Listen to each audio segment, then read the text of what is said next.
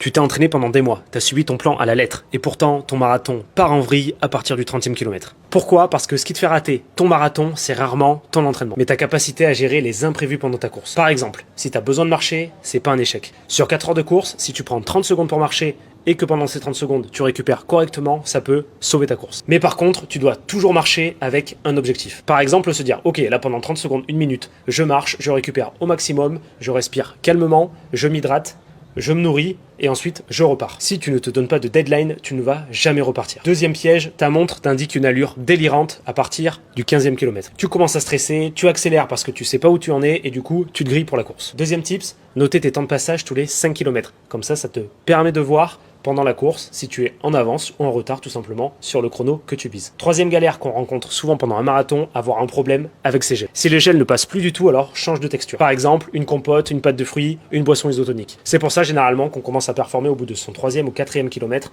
car on a traité en amont toutes ces problématiques. Et si tu veux être prêt dès maintenant pour ton prochain marathon, alors commente questions et je t'enverrai un document où je réponds aux 30 questions qu'on se pose le plus avant une course et notamment un marathon.